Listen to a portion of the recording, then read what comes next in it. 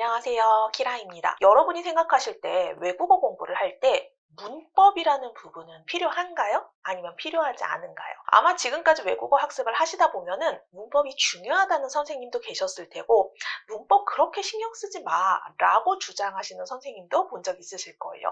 그리고 각각의 선생님들의 주장하는 말을 들으면 다 그럴듯해요. 그러다 보니까 문법이라는 걸 해야 되는 거야? 말아야 되는 거야? 한다면 어디까지 해야 되는 거야? 이런 걸 굉장히 고민을 해본 분도 계실 거라고 생각해요. 사실 문법을 한다 안 한다는 맞다 틀리다에 관한 문제는 아니거든요. 저도 오늘은 거기에 좀 편승을 해서 문법이라는 걸 해야 되는가 안 해야 되는가를 제가 말하는 소리학습법 기준으로 설명을 드리도록 할게요. 우선은 이 설명을 하려면 예전에 제가 한번 올렸던 기존 학습에 대한 삼각구도 설명이 조금 필요해요. 그래서 그 얘기를 한 번 더 할게요. 우리는 외국어를 지금 학습 중이고요. 동시에 모국어를 할 수 있는 상태예요. 외국어를 학습할 때 이야기하는 4가지 영역은 알고 계시죠? 듣기, 말하기, 읽기, 쓰기. 저는 이걸 소리와 문자 학습 영역으로 크게 나눌 거예요. 그런데 그중 모국어는 소리와 문자를 나눌 필요가 없어요. 예를 들어서 우리가 하나의 외국어 문장을 보고 그 뜻을 이해하려고 할 때 소리, 즉 말로는 그 해석을 할 수 있는 사람이 문자, 글자로는 못 쓴다 이런 사람 있나요? 영어의 nice to meet you 같은 문장을 내가 확인을 했어요. 그걸 보고 한국어로 만나서 반가워라고 소리를 내는 사람과 만나서 반가워라고 한글을 쓰는 사람을 따로 놓고 분석할 필요는 없겠죠. 우리는 한국어 네이티브니까 모국어의 소리 문자 전환은 자유자재로 할 수 있거든요. 그래서 우리는 모국어 영역은 소리와 문자를 하나로 그냥 볼게요. 왜? 모국어 영역이라는 건 이해를 위한 영역일 뿐이지 그걸 디테일하게 분석하고 분리하고 하는 거는 번역가라든지 이런 조금 더 특수한 직업의 분들에게 특화되어 있는 영역이라고 보시면 돼요. 자, 그럼 이렇게 새 덩어리가 생겼네요. 어디서 많이 봤죠? 이게 지금까지 우리가 흔히 학원이나 학교에서 학습하고 있었던 삼각구도 학습 영역이고 제가 이야기하는 소리 학습에선 이거를 CCD 학습이라고 부르고 있었을 거예요. 제 학습에서는 여기에서 소리 영역인 A와 B가 더 붙어서 A, B, C, D 루틴을 만든 거였고요. 자, 그럼 다시 삼각구도의 CCD 영역을 좀 더 자세히 확인을 해볼게요. 우선 CC의 세로 라인 먼저 볼게요. 자, 외국어 문자를 외국어 소리로 만들기 위해서 우리는 리딩이라는 학습법을 취하죠. 반대로 외국어 소리를 외국어 문자로 돌리는 건 쓰기예요. 물론 이때 쓰기는 좀 받아쓰기에 가까울 것 같아요. 이 연결을 위해서 학원이나 학교에서는 선생님이 학습자에게 읽으라고 시키고 쓰는 숙제를 내는 거예요. 외국어 학습이라는 건 결국 이 연결을 얼마나 탄탄하게 만들지를 고민하면서 선생님들이 학습 루틴을 짜시거든요. 자, 그럼 계속해서 CD의 가로 라인을 한번 확인해 볼게요. 외국어 문자를 모국어, 저의 경우는 한국어겠죠? 모국어로 만들기 위해서 우리는 해석이라는 걸 할 거예요. 반대로 모국어를 외국어 문자로 만들기 위해 우리는 작문이라는 걸 하겠죠. 해석, 작문 이런 용어만 들어도 그러고 보니 나 학교에서 학원에서 해본 적 있어 이런 기억들 다 있으실 거예요. 이게 선생님들이 이 연결을 견고하게 하기 위해서 학습자분들에게 이렇게 해봐라 저렇게 해봐라 라고 시키는 부분입니다. 마지막으로 대각선의 CD라인을 좀 볼게요. 외국어 소리를 모국어로 만드는 것 이거 역시 해석이에요. 어쨌든 이해의 단계잖아요. 교과서를 보면서 해석하라고 시킨 건지 mp3 소리를 들려주고 해석하라고 시켰냐의 차이일 뿐 결국은 학습은 같은 방향이에요. 반대로 모국어를 외국어 소리로 만드는 거 이건 스피킹이라고 언뜻 생각할 수도 있을 겁니다. 왜냐하면 머릿속에 떠오르는 한국어를 영어나 일본어, 중국어, 외국어로 소리내서 말해야 하는 순간이니까요. 하지만 저는 이걸 스피킹이 아니라 장문 스피킹이라고 명명한다고 했었죠. 우리가 최종적으로 목표로 하고 있는 스피킹은요. 모국어를 외국어로 바꾸는 번역과 장문 기능이 켜져 있는 스피킹이 아니라 상황과 감정 그 자체를 외국어로 말하는 스피킹이거든요. 한국어라는 걸 기준치, 즉 출발점으로 잡고 있으면 이거는 진정한 의미의 스피킹이라기보다는 머릿속에서 끊임없이 번역 과정을 거치고 장문 과정을 거치면서 문법에 조합하고 맞추고 하면서 단어를 끼워넣고 이런 과정이 너무 많이 필요하다? 그럼 장문의 비중이 커진 장문 스피킹이라고 저는 판단을 해요. 어쨌든 어쨌든 오늘은 문법이라는 것에 포커스를 맞추고 있으니까 다시 이 삼각구도로 돌아와 볼게요. 우리는 이러한 학습이라는 걸 지금까지 한 번 이상은 겪어보셨을 거예요. 문법이 필요한 순간이 언젠지 곰곰이 한번 생각을 해볼게요. 하나씩 볼까요? 자, 여러분 지금 여기에 세로의 CC라인에서 문법이라는 게 필요한가요? 영어 문자를 영어 소리로 내는 것뿐인 순간, 일본어의 글씨를 보고 그걸 소리로 발음하는 이 순간에 문법이란 게 필요한가요? 필요 없죠. 그냥 써있는 대로 읽으면 끝나잖아요. 우리가 문법이라는 걸 절실히 필요합니다 라고 느끼는 순간은 바로 CD라인 연결이에요. 언제? 가로든 대각선이든 CD라인 연결해서 필요한 게 문법이에요. 좀 더 정확하게 얘기하면은 모국어와의 라인을 연결을 해야 할 때 바로 문법과 어휘라는 걸 필요로 해요. 바꿔야 하니까요. 언어를 교체해야 하니까요. 여기까지는 이해되시죠? 여러분이 학원이든 학교에서든 배웠던 외국어 문법이라는 시간을 한 번쯤 떠올려 보세요. 어떤 문법 설명을 선생님이 해주셨을 거고 그 설명을 듣고 난 다음에 그 이후로 뭘 했는지 아마 99.9%의 확률로 작문 혹은 해석을 했을 겁니다. 아니면 해석을 기반으로 하는 문제풀이를 했거나. 자, 오늘 과거형이라는 걸 배우는 날입니다. 그럼 만드는 방법을 먼저 공식으로 익혀요. 그리고 문장에 적용시켜서 직접 만들어 보라고 시켜요. 그걸 소리내서 말해보라고도 얘기를 해요.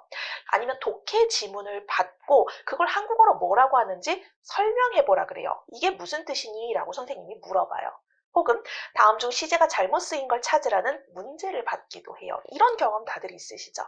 이 학습 방법 틀린 거 아니에요. 여러분이 어떤 상황에 처해지셨다면 이 학습법이 굉장히 유용한 순간이 올 거예요. 바로 시험을 목적으로 하는 외국어 학습자이시거나 급한 대로 모국어 느낌이 좀 있어도 괜찮으니까 몇 달 뒤에 내가 현지에 나가서 어떻게든 말을 해야 하는 그 순간이 빠르게 다가올 사람. 여러분이 이 두 가지 상황 중 한 가지라면 소리 학습이 아니라 문자 학습의 비중을 크게 높여주시는 게 맞아요. 저는 이 상황이라면 학원을 강력 추천합니다. 저 역시 학원 강사였으니까요. 그런데 제 영상은 소리 학습 기준으로 외국어를 접하는 방향을 알려드리고 있죠.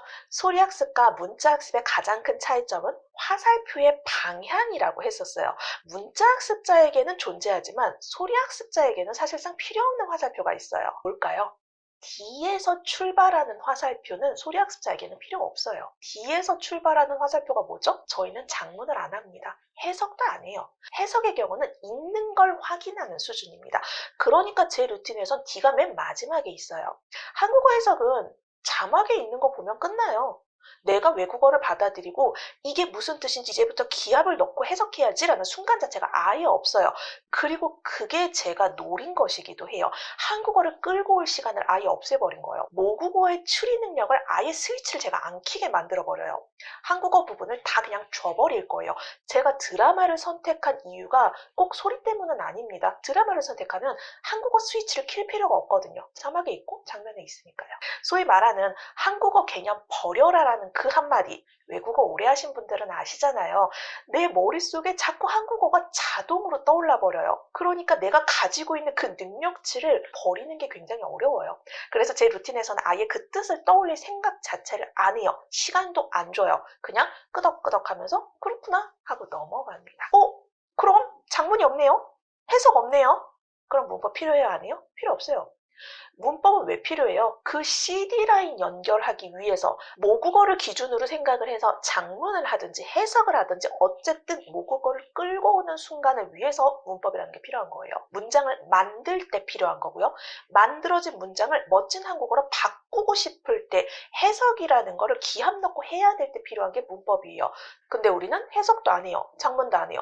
그럼 제 학습에선 문법이 필요하지 않아요. 맞잖아요. 그런데 문법은 필요 없습니다. 라고 제가 한마디 하면 또 불안하시죠. 아직 드라마 시작도 못하신 분들, 즉 궤도에 전혀 오르지 않은 상태인데 심지어 선생님도 없어요. 그럼 특히나 더 불안하시죠?